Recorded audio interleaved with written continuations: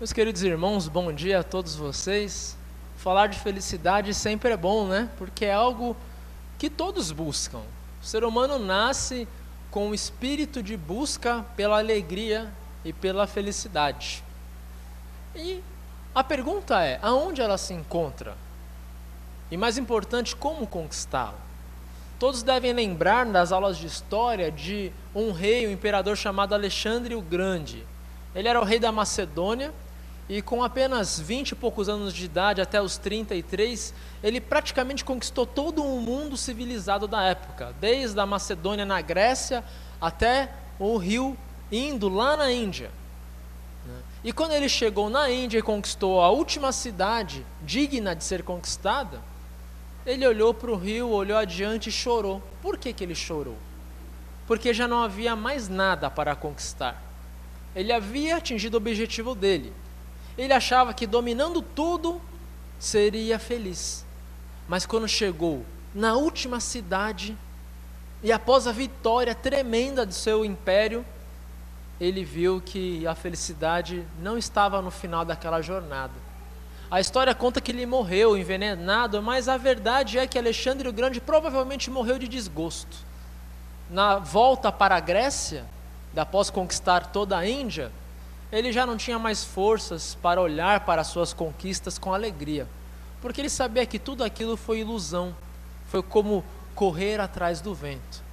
Pode ser que a nossa vida é muito parecida com a de Alexandre.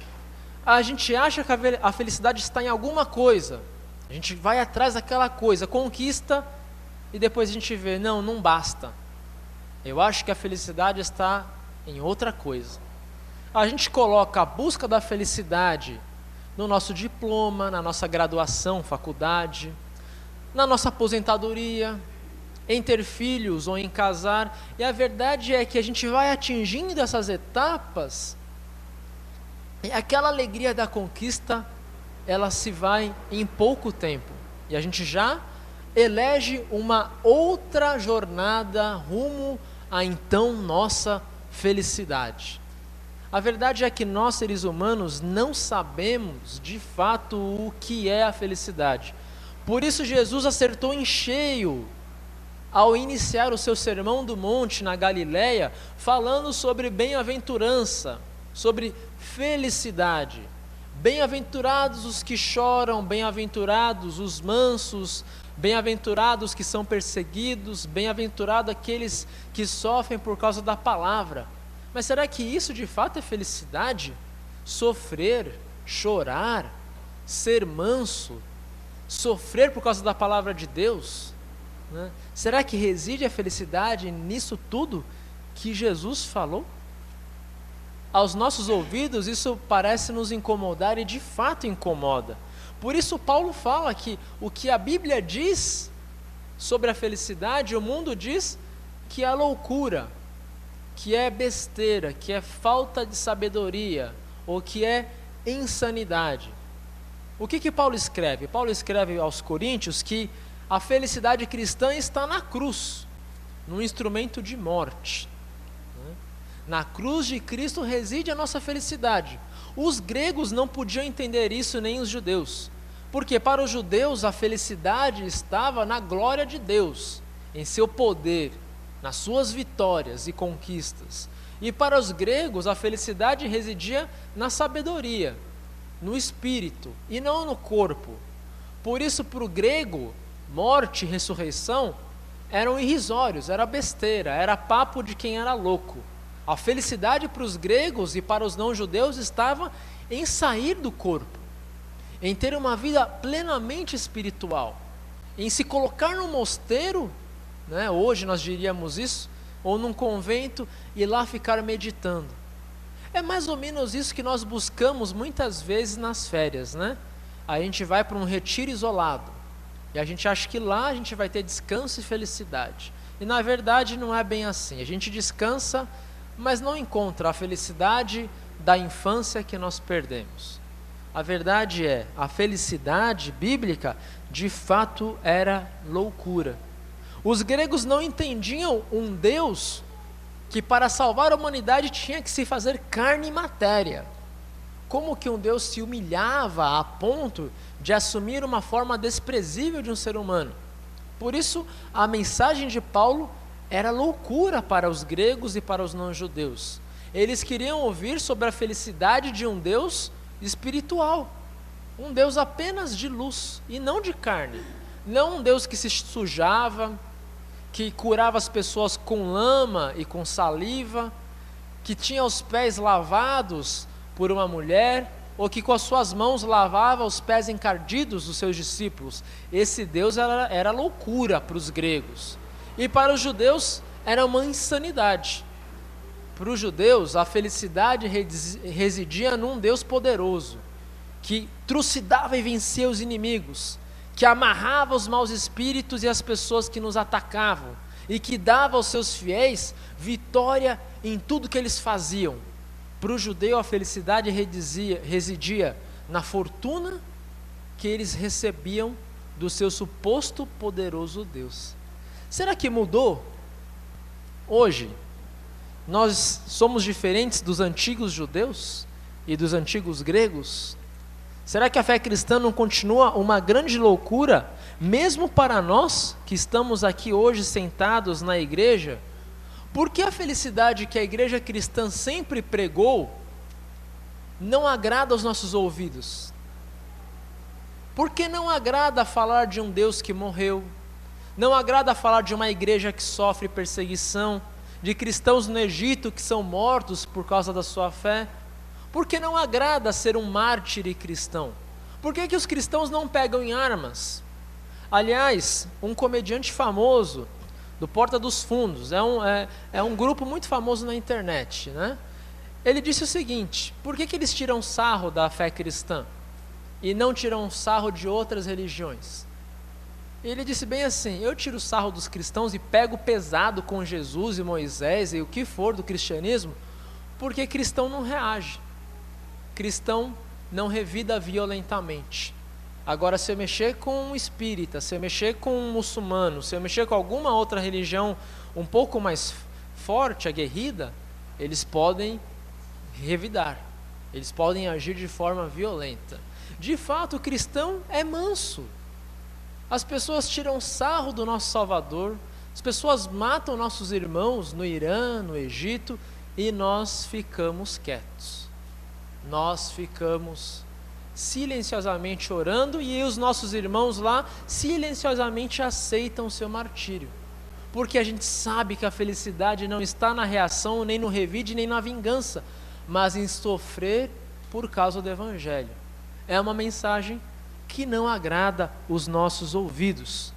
Por que a felicidade para nós hoje, no mundo moderno, está tão distante disso tudo que Jesus falou? Isso vem desde o começo do mundo, quando a serpente disse a Eva que a felicidade não residia em Deus, mas naquela fruta proibida. Lá estava a felicidade, a descoberta do desconhecido. Começou ali já. E dali em diante a felicidade sempre foi atrelada a algo que nós nunca temos. Reparem na nossa vida. Geralmente a gente está em busca da felicidade. A felicidade sempre está em algo que nós ainda não temos hoje. A gente até vive alegre, feliz no dia a dia, porque estamos no processo de chegar naquela felicidade. No salário que a gente almejava, na aposentadoria que a gente sonha, no nosso diploma e assim por diante.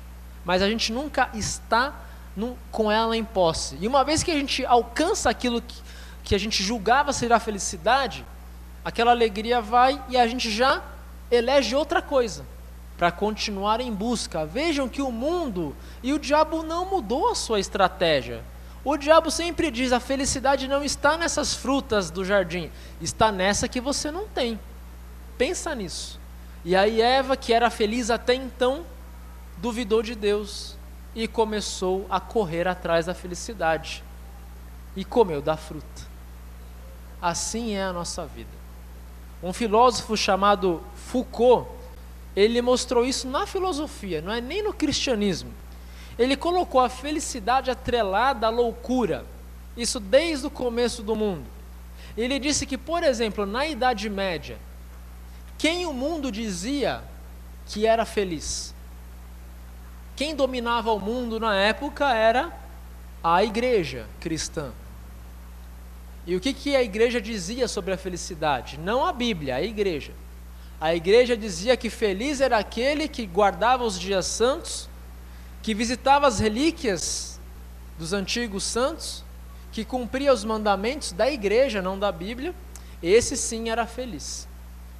E aí, a pessoa da Idade Média vivia a vida buscando essa felicidade, visitando a Terra Santa, peregrinando para Santiago da Compostela e para indo de um monte de lugares religiosos para alcançar essa felicidade religiosa, porque era o que o mundo ensinava sobre a felicidade.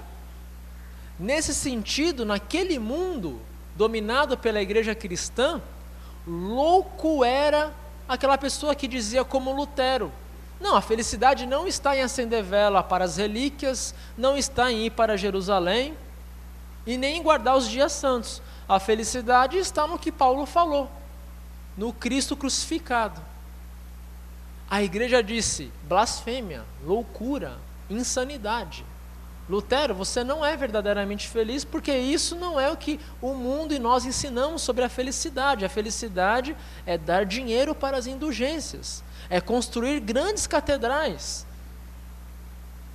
Na Idade Moderna, a igreja perdeu o seu poder. A felicidade mudou de mãos. Quem tomou o monopólio da felicidade foi o Estado, o governo. E o governo naquela época criou algo chamado nacionalismo ufanista, né? Assim, feliz era aquele súdito que morria pela sua pátria, que morria pela sua língua, que morria pela sua cultura. A felicidade no século XVII em diante, 1700 e pouco até 1900 e pouco, a felicidade residia naquele soldado civil que cumpria suas obrigações, que pagava os seus impostos e que, no maior ápice, morria pela sua pátria. Esse era feliz, né? Louco era aquele que dizia que o amor pelo país nunca devia ser maior do que o amor pela família e amor a Deus. Eu devo amar meu país, ser patriota, mas não nacionalista ou fanista, achar que o meu país é superior aos demais pela cultura que nós temos, né? Então era louco aqueles que diziam que defender o seu país numa guerra não era a maior da felicidade.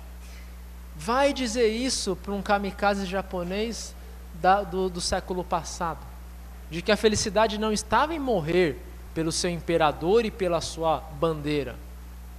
Você seria chamado de louco. Vai dizer isso para alguém das tropas alemãs do Terceiro Reich. Ele ia dizer: não, a felicidade está em defender a cruz nazista. E assim por diante. E isso aconteceu no mundo inteiro, não só no Japão e nem na Alemanha. O mundo inteiro tinha como feliz aquele que defendia a sua pátria. E hoje, aonde está a felicidade? A felicidade hoje está em você defender a sua ideologia. Pessoas morrem em defesa das cores homossexuais, pessoas morrem em defesa da ideologia comunista, pessoas morrem pelo capitalismo neoliberal, que endeusa o lucro, pessoas morrem hoje por ideias, né? Pessoas morrem no trânsito para defender o seu espaço, né? E aí a gente discute por aquele pequeno espaço ou por aquele pequeno espaço no relógio que o outro atrasou fechando a nossa frente. As pessoas hoje têm a sua felicidade no ambiente pessoal. Se alguém invade o meu ambiente pessoal, a minha individualidade, eu sinto que alguém está roubando a minha felicidade, e aí eu luto com unhas e dentes com isso. Se a gente disser que a felicidade não reside em ser egoísta, mas em pensar no todo, em pensar na sua família, na sua rua, na sua cidade, no seu país, na sua igreja, a pessoa vai dizer: louco é você. Louco é você cristão que oferta 10% para a sua congregação, para o seu Deus. Isso é maluquice isso. Por que vai ofertar tudo isso? Oferta menos, né? O louco é você que está no domingo de manhã na igreja, acordando cedo, é o único dia que pode dormir até tarde. Você é louco de doar essas horas, ou de investir essas horas na igreja, no culto. Assiste na internet, dorme até mais tarde. Louco é você que abre mão de uma promoção no trabalho por causa dos filhos. Os filhos casam e ó, tchau e bênção, você está aí se sacrificando pelos seus filhos. O mundo hoje ensina que louco é aquele que não é egoísta, que a felicidade reside no egoísmo e sobretudo no egoísmo voltado ao consumo, porque não basta para o mundo ser egoísta. A maçã da tentação, a fruta da tentação reside no consumo. Então aí o mundo vai dizer o quê? Louco é você que fica com um celular que já está ultrapassado. Porque a pessoa bem-aventurada é aquela que está comprando o último modelo, com os últimos recursos. Louco é você que vai comprar um computador ou um notebook e compra aquele mediano. E não compra o top de linha. Você é louco, todo mundo tem que comprar o melhor. Louco é você que não compra carro zero, que prefere comprar um seminovo. Você é doido da ideia? Você tem dinheiro, compra um zerinho. Ou louco é você que, em vez de guardar dinheiro, em vez de gastar dinheiro, fica guardando para os seus filhos, para a faculdade deles. Eles que passem na USP ou na Federal, paga um bom cursinho para eles e se não passar, se vira com a faculdade. Louco é você que não consome como o mundo deseja que você consuma. Louco é você que não recicla a garrafa PET. Louco é você que não faz as coisas que o mundo diz que você precisa fazer. Algum comercial até vai dizer, louco é você que em vez de tomar Coca, toma Pepsi, né? É isso que o mundo tenta nos dizer, que feliz é aquele que consome determinados produtos e marcas. O que a gente vê nos shoppings hoje, o tal do rolezinho, né? O que é o rolezinho? São crianças e jovens da periferia que não conseguem ser felizes como o mundo diz, que não conseguem comprar um Nike de R$1.000, né? E essa rebelião se dá em torno dessa falsa concepção de felicidade em torno do consumo. A felicidade não reside em nada disso. Não é no seu consumo, não é no seu poder aquisitivo, não é na sua ideologia, não é na sua pátria. A felicidade bíblica reside no que Jesus e Paulo falaram, em algo que o mundo diz que é loucura.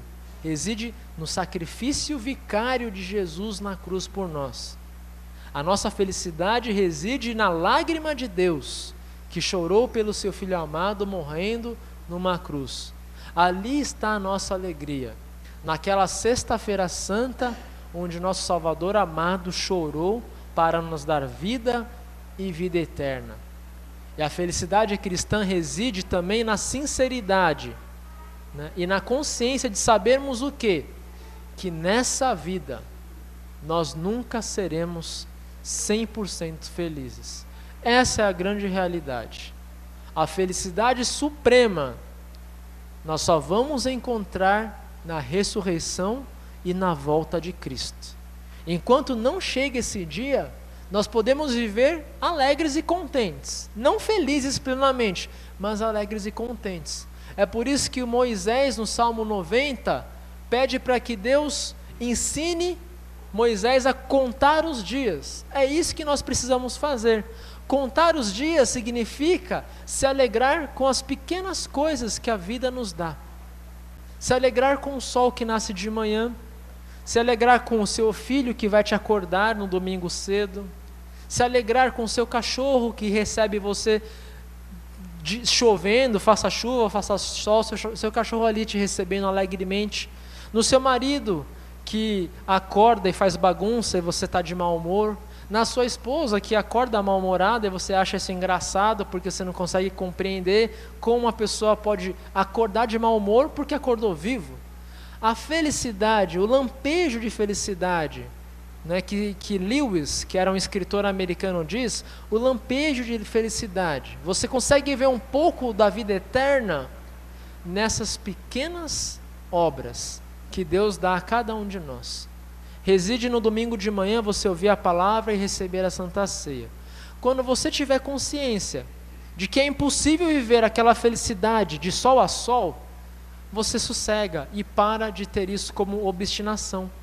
Para de ser Alexandre o Grande, buscando grandes conquistas, e consegue dizer: Deus, eu sou feliz com o que tu me dás, eu sou feliz com o que eu tenho, eu sou feliz com aquilo que eu posso conseguir no futuro também, mas sobretudo eu sou feliz porque eu vejo a tua mão atuando na minha vida nas pequenas coisas, e sobretudo eu vejo a tua mão dizendo para mim, na tua palavra, que aquilo que o mundo diz que é loucura, eu sei que é a minha felicidade.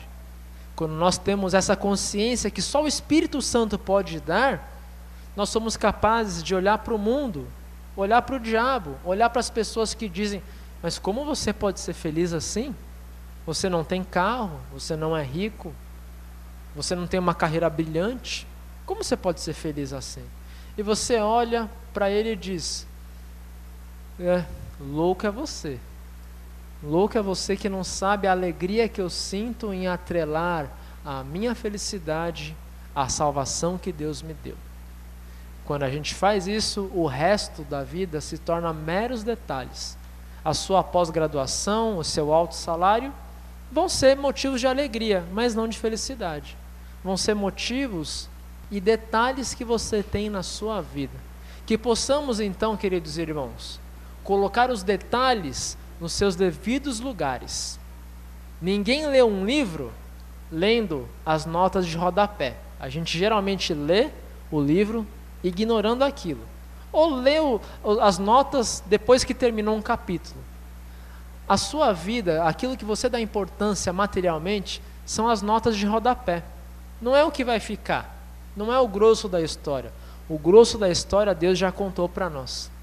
Está na salvação em Jesus, está em nosso relacionamento com Deus, e está naqueles que nos cercam, a nossa família, os nossos amigos, as pessoas que estão ao nosso redor. Que possamos escrever a história da nossa vida, não em busca da felicidade, mas vivendo os lampejos de alegria que Deus nos dá.